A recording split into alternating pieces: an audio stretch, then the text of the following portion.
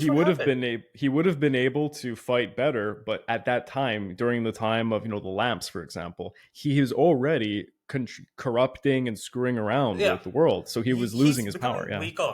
Yeah, but even though Fëanor was definitely the most powerful of all the elves that ever lived, like in terms of pure power, he still wouldn't have been able to stand up even against no, uh, no, Morgoth these in are his weaker light. state. Yeah, they're light years of Mo- difference. Yeah, of course. Yeah, but so I think back in the aftermath of the Drago Belrak, which was a stunning success for Morgoth and his forces, I mean, he lost a Fingolfin lot too. despaired. Yeah, yeah, of course. Yeah, but to him, what is the use of 7-8 million orcs? You can always make It's more. true. Yeah, it is true. He's kind of Stalin in a lot of ways. Yeah, He would see. He would probably have hurt definitely if he lost some of the Balrogs or Glarong, and definitely would have had a massive blow if, say, by chance in that battle, say Sauron and Gothmog were killed. That would have been a definite blow that he would not recover from. But yeah, about 10-20 million orcs. Yeah, who gives a shit? I mean, orcs were literally like bred for at such alarming rates. yeah. But regardless, the elves suffer a massive defeat because they can't replenish their numbers as quickly. That Fingolfin genuinely believed as the High King that there's nothing left. People are doomed, and it's kind of like a mix of like rage and sadness. He just mounts his war horse and just you know rushes into Angband, like just slaughtering anything standing in his way. Standing in the front of the gates of Angband, he challenges Morgoth for combat, one on one. And now, if just imagine, like you're the orcs and you see your head honcho being challenged, and no replies coming through, and this guy's just continuously going and spewing insults at you. It's gonna destroy the trust you have in your boss, right? Yeah. So Morgoth does want to do it. Like, he doesn't want to fight because this is actually where I think him being the jack of all trades of the aspects of the Iluvatar comes back to bite him. Hmm. All the Valar and the Ainur who represented just one aspect, they only understand that one particular aspect. Avle understands creation. Orome understands the hunt. Tulkas understands strength. Morgoth understands everything, every trait, everything a person of being can feel, and that includes fear. He is the only of the Valar that knows fear. He knows to Yes. feel scared, I and mean, that is and why it's one of his powers too. Like that, it the it is shadow. It's as it's known. it it Yeah, is, but it's a double-edged sword. He exactly. knows fear, and he's also scared, and that is why he was very reluctant to face Fingolfin. But you can't you'll lose face if you don't go out to face him. And he's not challenging Sauron. He's not challenging Gothmog. He's not challenging Glaurung. He wants Morgoth. And even though, like as you said, Morgoth and him are light years apart in power, right? Because Fingolfin is also a very powerful warrior in his own right, but he is also not as strong as Fëanor would have been.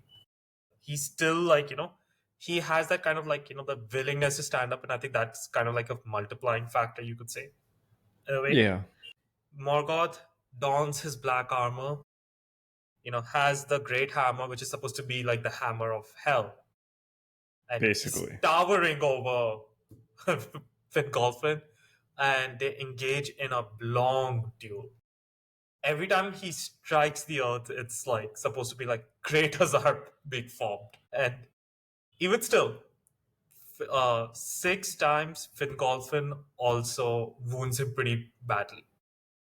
It's not nothing Permanently that too. would probably, I think yeah. it leaves him a little. He can't walk properly, He's, basically, because of it. yeah, there's a limp after that. Yeah, But that's I said six because I know the seventh one is to come.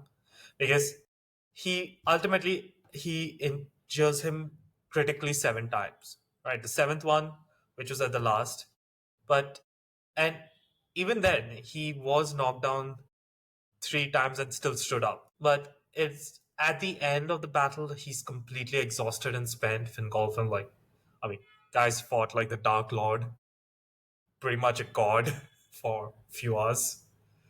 And he trips into one of these craters, and that's when Morgoth smashes him, which is like the death blow. And it's at that moment he stabs him for the seventh time with a sword, which was called Ringel, in his ankle, I think, which causes him to be walking with a limp. I guess that's also like an Achilles heel. It is a nod to Achilles. Yeah, Everything is, there's always sprinkles of Uh, different battles with and stuff. Yeah, and not to mention the seven times striking the Dark Lord and three times being knocked down. It was also there, and Morgoth was so ashamed actually of this incident, right? Like he's humiliated. He actually tears apart Fingolfin's dead body to feed to the wolves. And it is actually at that time, the Thorondor, the king of the eagles, implied also that is sent by Manwë. Because while the Valar are not going to interfere, they have been no doubt observing. And he sends Thorondor, who slashed Morgoth's face to disorient him so that he can take away the two halves of Fingolfin's body for a proper burial, which is what he deserved, because otherwise Morgoth was gonna throw him to the wolves. But it is such an event for Morgoth that even though he won, he lost because the orcs, who love singing as well about their triumphs, they never sing about this. And the elves were too emotionally shattered by the death of Fingolfin. But he died like a true hero, unlike his older brother. But I think this was his only second time before the War of Wrath where, you know, Manwë does actually send help to the Noldor. The first one is when Fingolfin's son goes to save Maedhros, the eldest son of Fëanor, who was being imprisoned and tortured in Angband. And twice, the son of Fingolfin is saying, he begs to Manwë, praise, and he's not asking for any help to save him because he feels like with the damage that has been done to Maedhros, that please let me just kill him so that I can just give this mercy to him. It wasn't out of spite or wanting to do it. He just wanted to put him out of the misery because he felt like no one should be suffering this much. And that's where I think another set of eagles had come to help. This was well before Fingolfin's death, but this was the only two times I definitely know where the Valar did send some help, because after the first kinslaying, they were pretty pissed off with the Noldor and cursed him. Now, I don't know, I think I'll just ask you this question, okay? Who is your favorite of the two Dark Lords? They both were active, Sauron. There's and no competition. uh, No competition at all. I don't think I anyone mean, would say Melkor. Morgoth. yeah, I'm with you. I mean, if you like Morgoth, you are liking an emo, angry kid with daddy issues. But you also have to acknowledge Saruman. Saruman is a Dark Lord with a ring, also. Technically. um, does he get the ring, Saruman? He has a ring, yes. It's very loosely talked about in the background, in the notes. Basically, when Saruman comes to Middle Earth, he becomes, as anyone, people kind of Saruman get the White. Saruman the White. People even who watch the movies kind of get this understanding because Peter Jackson did a good job portraying the characters very well. Saruman becomes obsessed with the hunt for the ring, and he becomes obsessed with ring craft. He learns everything about how the rings were crafted, and it is said that it's believed he created his own ring because he was trying to basically figure out how to dominate, like Sauron did. So it's kind of his own one ring. Yeah, and the reason It's not why like a ring of power, it like could what be, was given. it could be his version of a ring of power because we don't know what he learned. He learned as much as he could about the crafting of the rings of power. How far could he have gone? We don't know. But the reason why I give credence to this is Saruman has Uruk, his Urukais that follow him. The Urukais, why would they follow him? True enough, I guess. He's amplifying himself using the ring just like Sauron does. And there's this very curious passage when Aragorn, Legolas, and Gimli are chasing the Uruk-hai because they had captured Merry and Pippin. Aragorn says there is some kind of like evil magic making these Uruks move faster, not have to eat and do all this stuff. And this And is not to kind of mention a hint.